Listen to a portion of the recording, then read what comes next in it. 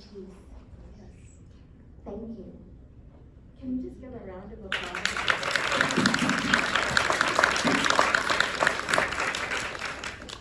I'm so excited to get to talk to you. I'm excited to be here. I'm going to try not to fangirl. But for many of us who have dreamed of work in the arts, Myrtis and Myrtis's gallery through Galerie Myrtis has been a landmark shining light for us and a model of what it can be to be a Black woman who curates and stands in the fullness of what beauty Black people do. So this is really an honor. And we are here to talk a little bit. I have 5 questions, and I can talk to you for all evening, and I'm an academic. I'm going to keep it short. But we are here today as part of a larger theme of Black Futures, Black Imaginings, which is a theme that we have at the Lewis Museum for January through September of this year that explores all of the ways that Black people think about, imagine, and dream and pray about what the future may hold.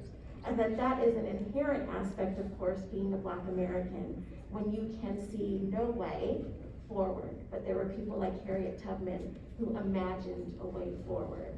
Or we might think about Parliament Funkadelic and we're waiting for the spaceship. Or we might think about Sun Ra or Bootsy Collins. There are so many ways in which Black people imagine the future. But I wanted to start off by asking you, how did the idea and the concept for a show about Afrofuturism come to you, and how did it develop? Well, thank you, Izetta. But before we begin our discussion, I would like to give thanks.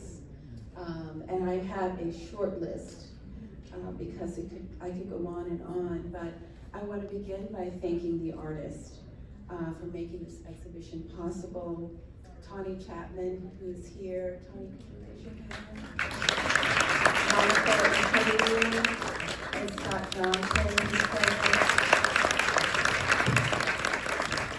And then there are also others, Philandis, R.V. Smith, Delita Martin, Larry Cook, who are not able to join us. So without them, this would not be possible. I want to thank my mighty Galerie Myrtis team, Myrtis Bedolla, my son, my husband, Alexander Hyman. Raise your hand. And then Kari Vassar. We have worked on this exhibition for 3 years, if we total the Venice preparation and then, the exhibition being shown here. To my advisory committee, Drs. Leslie King Hammond, Laurie Stokes Sims, George Sissel, and Arthur Lewis, who were generous with their time and wisdom. And then a special thanks to Terry Freeman for embracing the idea, for understanding the vision, the importance and the significance of this partnership. And last but not least, the mighty, the fantastic Reginald F. Lewis Museum team, who you're experiencing their reinterpretation of the exhibition. And I'm just absolutely blown away and grateful. So how did the theme of Afrofuturism come about? Well, firstly, there was the invitation to participate in the Venice Biennale, which came by way of an email. So my emotions went from, oh wow, I manifested this, to, oh Lord, is this a scam? Because how did they even discover us? And so after investigating further, the invitation was extended by the European Cultural Center, Italy. And apparently they discovered the gallery during our presentation at Miami Basel, which is another very important art venue. And they waited about a year before extending the formal invitation, and I was told that they had been watching and monitoring the gallery and our activities and our artists. And as a result of that, because this invitations go before a committee. The committee has to approve the invitation then was put forward. As a result of that, I thought, wow, this is an important opportunity to present the works of African American on the world stage, and I need help. So I contacted, I called her Doc King, Leslie King Hammond, and Laurie, and I said, I need an advisory committee. I felt overwhelmed by the thought of it.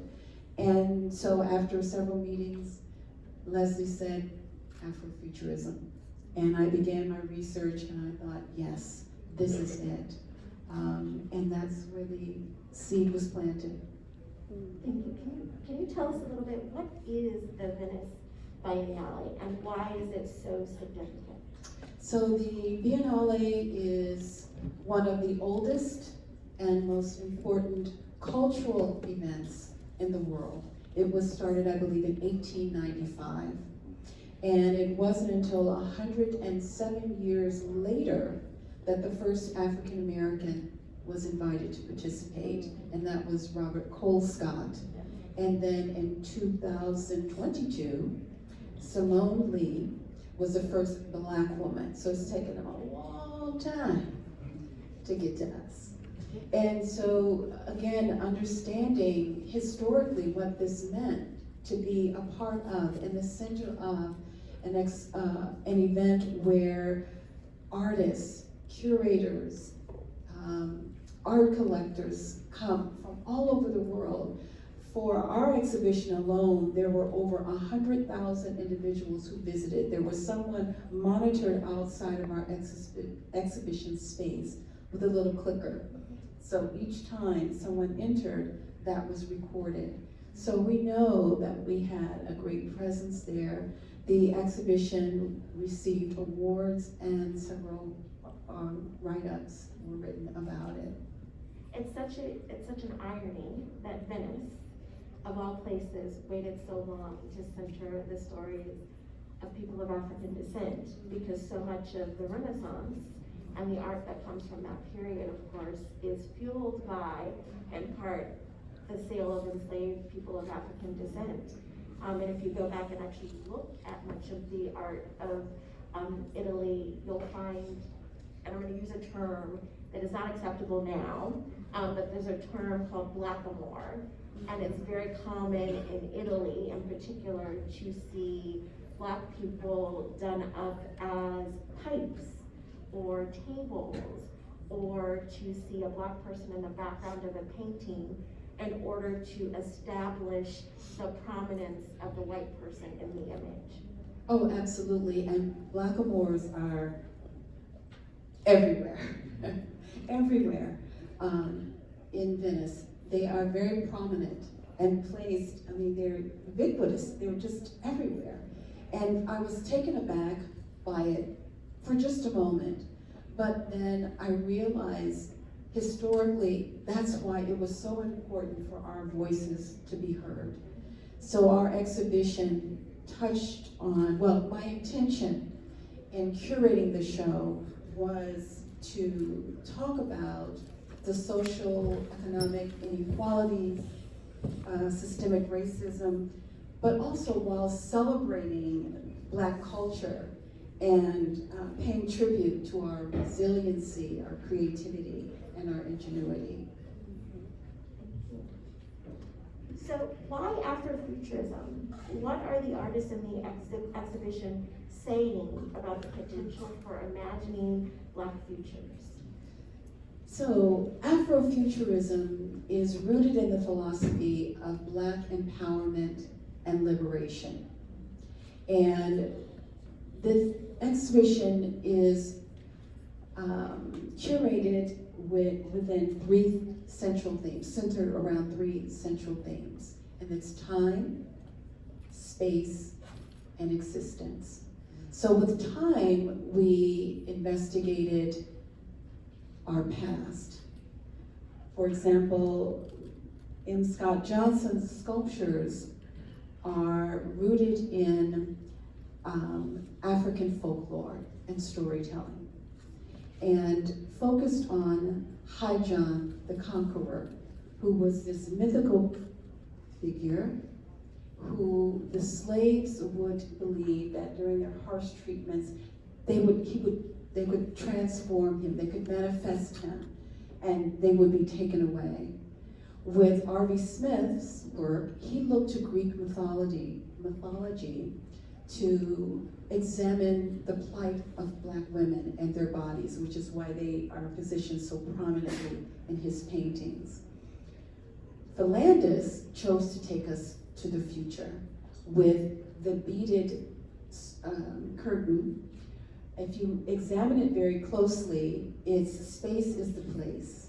So if you know anything about Sun Ra, he was our futurist. He wanted to take us to another planet, all right? So again, we examined it. So that's where time comes in. It's a metaphor for taking us to our past, our present, and our future. Place was, time, space, is about where we exist in our consciousness, and also where we position ourselves physically.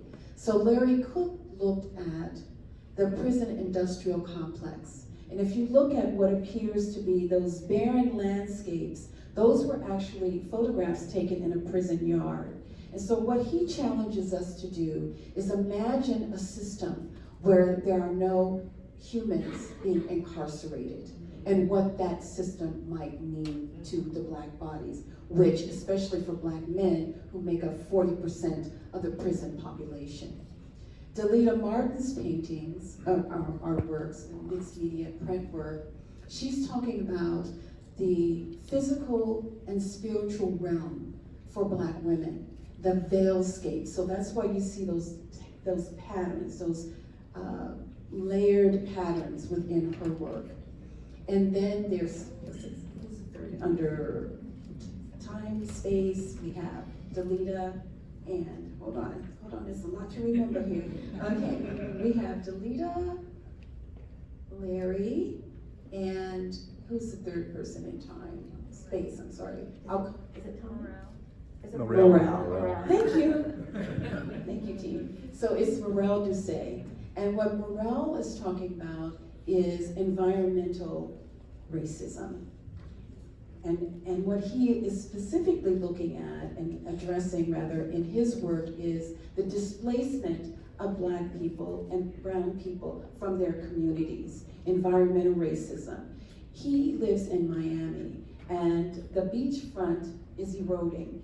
And so the developers are now going further inland where the Black and brown communities have settled for generations, and now they're being pushed out. And so if you look at his work, you'll see what appears to be the vegetation. Those are indigenous flora and fauna in those communities. And so while those Black and brown bodies are being pushed out, what remains is that, the floral and fauna, the foliage. And so what Morel is asking us to consider is that those plants hold the energy, they hold the memories of those individuals long after those bodies have been removed from those places. For existence, we have Monica and Tawny Chapman's work. And so they are focused on our youth, our future, and how they wish for us to exist without stereotypes, to exist freely, and to celebrate the beauty of who we are. So you sort of stole my other question. That's okay. Which is about time, space, and existence. I love hearing you talk about each of the framing. Particularly, I'm going to ask a question that I didn't give to you before, but that comes to me because there's a prominence of women and a prominence of female figures. And I wondered if you could talk a little bit about that in relationship to Afrofuturism and to the future. Well, we're the givers of life.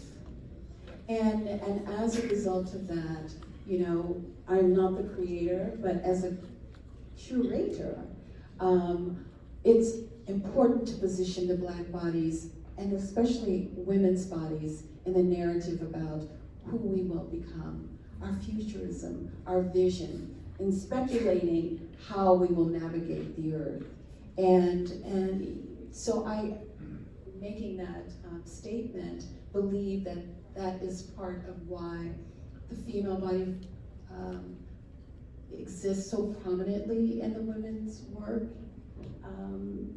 And so that's my answer to that question. Thank you. It's something that has come up as we've taken people through the gallery, and as we've spent so much lovely time in the gallery and with the pieces, there's something very intimate about hanging a gallery show. You really spend a lot of time with the works, and there was a moment where we were looking around and we said, wow, there are lots of Black women represented. And that doesn't happen very frequently in art writ large. So it's very powerful to see, but also the range of works and being able to feel that time, space, and existence. And how the pieces are in conversation with each other is really quite special when you're in the gallery and you're seeing that. Yes, I think so. And it's interesting because there were actually 5 male artists in the show and 3 women. And even the men, in different cases, chose to focus on the women's bodies. And a lot of portraiture as well.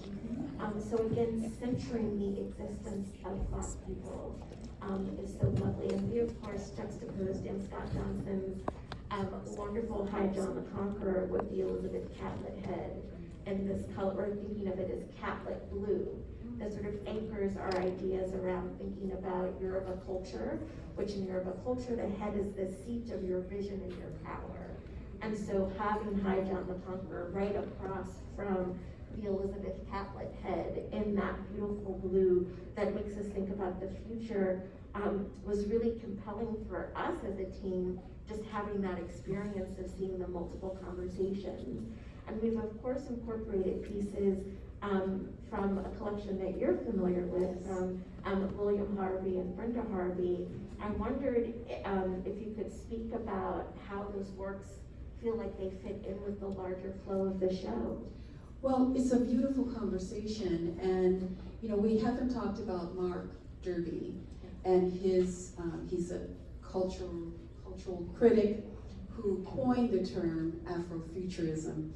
And I wanted to just share one of his comments because that really became the impetus for our counter narrative to his beliefs about Black people.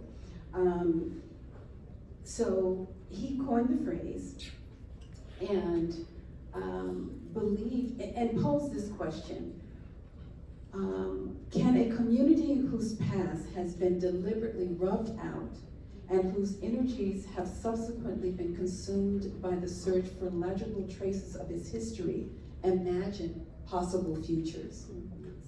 Really? So my response is that what Derby failed to realize is that the history of Black people has never been rubbed out. It has always lived in the art, music, and literature articulated by its people. The Afro-Futurist Manifesto, Blackness Reimagined, is the response to Derry's question and affirmation that the possible futures of Black people will not only be imagined, but realized, rooted in African traditions, composed in its polyrhythms, and storied in the lexicon of the African American experience. I love that response. I love that response for a number of different reasons. So for those who don't know, Mark Derry is a white cultural critic and cultural thinker. And so this question that he is posing, it also comes from a place of his own confusion and discovery that Black people do indeed imagine that we should be in the future. And so you don't have that Star Wars or futurist effect and mainstream white culture where it seems as if Black people just somehow did not make it to 2130. I mean, somehow we just, I don't know. But so part of the pushback that I love that you're doing in that commentary with Jerry is really questioning his own questioning. And I appreciate that as a scholar who's written about Afrofuturism, because there has been so much pushback on how he framed that, so that there's some of us who write about astro-blackness as opposed to Afrofuturism, because we're trying to shake up a little bit of what Jerry is saying. And what I'm so compelled by is I feel like instead of using Jerry to talk about Afrofuturism, I can turn to your answer to him as a real reply to all of the rhythmic, abstract, conceptual, everyday ways that Black people respond to the potential, not only the potential of a future, but the right to a future, right? When our existence is constantly questioned. Yes, I mean, these Afrofuturism and its theory and philosophies, for me, this was all a part of the cosmology and the ideologies that came, it was transported in those slave ships. And so we are benefactors of that genius and that ingenuity. So to even question that we are a people of culture and history just really irks me. So this is why the beauty of the artist to be able to create work in response to this and to offer that counter narrative in such profound ways is why we're here celebrating this tonight. And so we're putting Jerry and others whose belief systems are the same, we're challenging them to think more broadly and think more intelligently, providing education and knowledge through these very profound works. And making it attainable and accessible. Because one of the things that we so appreciated is that reference of Sun Ra. So maybe we don't understand the full theory of Afrofuturism, but we know Sun Ra, and we can enter through the music, Yes. or we can enter through an image or picture, and imagining. So it's so useful as a way to grasp the work. And then you mentioning the cosmologies, of course, Yoruba cosmologies have imagined the stars and imagined life, but there's a real Maryland connection there. Benjamin Banneker's grandfather had Yoruba ancestry, and that's part of how Banneker learned so much about astronomy via his own grandfather who was Yoruban. And so thinking too about how this connects back to Maryland always. I have one final question, although I could stay and talk to you for some time. What's your dream for the future of Black art and Black people? Well, I had to shorten my list, so I went into 2 pages. So I decided to do just 3 bullets. That Black art is appreciated for its cultural relevance. That Black art is deemed historical documentation of our varied experiences. And then that as Black people, we live with a conscious understanding of our greatness.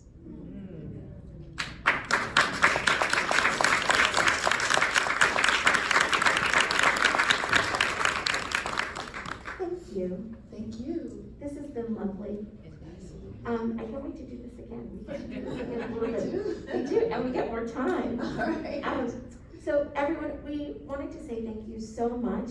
We all will be here. So, and as will the artists, this is a wonderful opportunity to come and say hello. I was supposed to say that we have 2 tours